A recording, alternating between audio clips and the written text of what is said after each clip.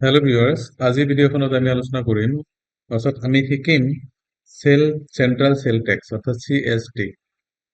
Central sale tax কেনেকৈ আমি কৰি আৰু চেণ্ট্ৰেল চেল টেক্সটো কিহৰ কাৰণে কৰা হয়।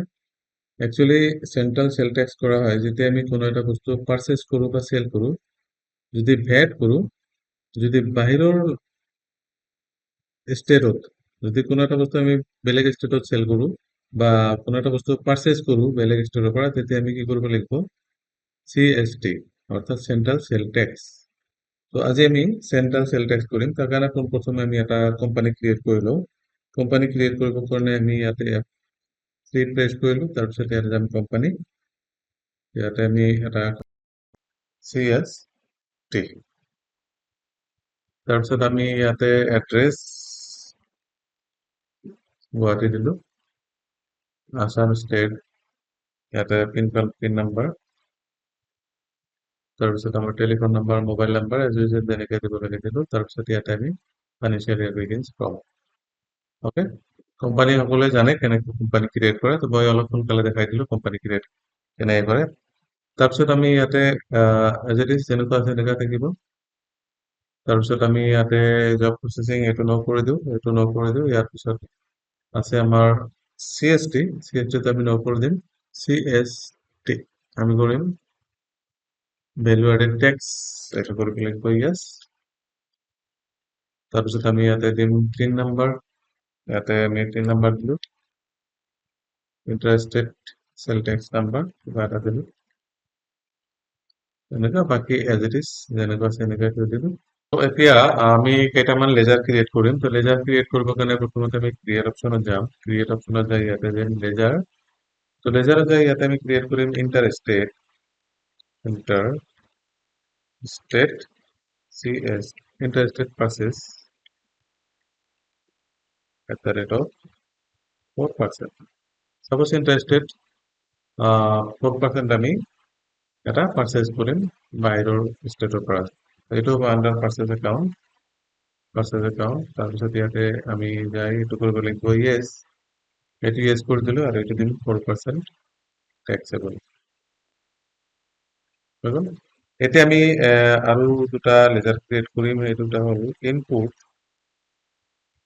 ইনপুট CST @4%, এইটো হ'ব আণ্ডাৰ ডিউটিজ এণ্ড টেক্সেছ। এইটো কোনটো হ'ব CST না ভেট, আমি ইয়াতে দিব লাগিব CST। আৰু এইটো কিমান পাৰ্চেণ্ট দিছোঁ 4%, চ' ইয়াতে আমি দিব লাগিব 4% আণ্ডাৰ এটা নৰ্মেল লাৰ্নিং মেথড আমি দিলোঁ। অ'কে,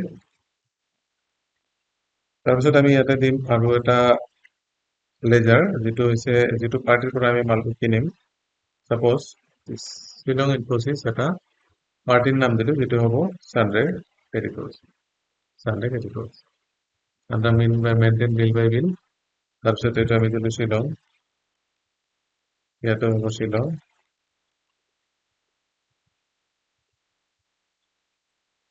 পিনক'ড নাম্বাৰ ৰেণ্ডমলি দি দিলোঁ। ইয়াতে যাই আমি কৰিব লাগিব য়েছ।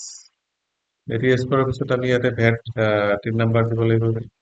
টিন নাম্বাৰ দিলোঁ আৰু ইয়াতে দিব লাগিব CST নাম্বাৰ, এইটো দিলে আমি CST নাম্বাৰ এণ্টাৰ কৰিলোঁ। ইয়াতে দিম আমি হৈ গ'ল। এইটো আমি এটা চানডে ক্ৰেডিটৰ্ছ ক্ৰিয়েট কৰিলোঁ। এতিয়া আমি যাব লাগিব আইটেমত। আইটেম যাই দুটামান আইটেম ক্ৰিয়েট কৰিম। ইয়াতে ষ্টক আইটেমত গ'লোঁ, ষ্টক আইটেমত যাই ইয়াতে আমি ক্ৰিয়েট কৰিম সাপোজ মাউচ আণ্ডাৰ ইলেক্ট্ৰনিক্স দিলোঁ। তাৰপিছত ইয়াতে দিব লাগিব পিচ, ঠিক আছে। ইয়াতে দিম আমি সেট অল্টাৰ ভেট ডিটেইলছ, এইটো কৰিব লাগিব য়েছ। তাৰপিছত এইটো দিম ভেট ৰেট 4%, এইটো ডিউটিজ এণ্ড টেক্সেছ 4। অ'কে, ইয়াতে আমি আৰু এটা লেজাৰ ক্ৰিয়েট কৰিব লাগিব, যিটো লেজাৰ হৈছে বেংক একাউণ্ট। আমি ইয়াতে বেংক একাউণ্ট বুলি এটা লেজাৰ ক্ৰিয়েট কৰিলোঁ আণ্ডাৰ বেংক একাউণ্ট বুলি। এতিয়া আমি যাব লাগিব ভাউচাৰত। তো ভাউচাৰত যোৱাৰ পিছত আমি ইয়াতে ভাউচাৰত যাম। ভাউচাৰত যাই প্ৰথম পাৰ্চেজ কৰিব লাগিব। সাপোজ এইটো আমি S001 ডেট 1 তাৰিখ, তাৰপিছত আমি দিব লাগিব শ্বিলং ইনফোচিছ, পাৰ্টিৰ নাম ইয়াতে দিম আমি পাৰ্চেছ ইণ্টাৰেষ্টেড পাৰ্চেছ আৰু ইয়াতে দিম আমি মাউচ কেইটা সাপোজ 30টা মাউচ এটা মাউচৰ দাম 350 কিমান টকা হ'ল ইয়াতে দিব লাগিব ইনপুট CST কিমান টকা তো ইয়াতে কিমান টকাৰ হ'ল বস্তু 10,920 rupees এইটো কৰিব লাগিব একচেপ্ট আমি ইয়াতে CST টো একচেপ্ট কৰি দিলো ৰেফাৰেন্স নাম্বাৰ S001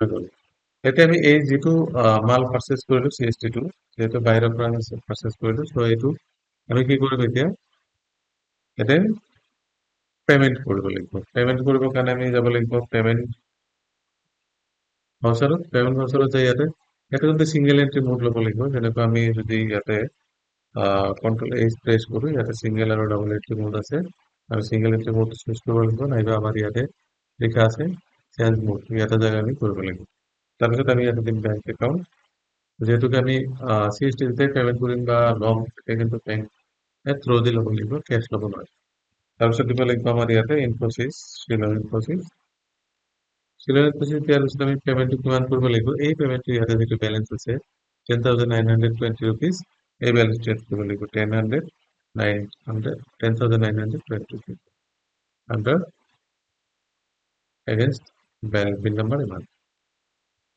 হৈ গ'ল ইয়াতে ইনস্টলমেন্ট নাম্বার অর্থাৎ চেক নাম্বার দিয়ে আমি তো পেমেন্ট ব্যাংকত কৰি হৈ গ'ল তেনেকৈ আমি কি কৰিব লাগিব আমি CST কৰিব পাৰোঁ সো CST টো মই ভাবো আপোনালোকৰ ক্লিয়াৰ হৈছে যদি কিবা প্ৰব্লেম থাকে বা বুজি পোৱা নাই তেতিয়াহ'লে আৰু একবাৰ চাব নহ'লে আমাক কমেন্ট কৰি জনাব ভিডিঅ'টো কেনেকৈ লাগিছে সো আজি ভিডিঅ'খিনি যিমানেই have a nice day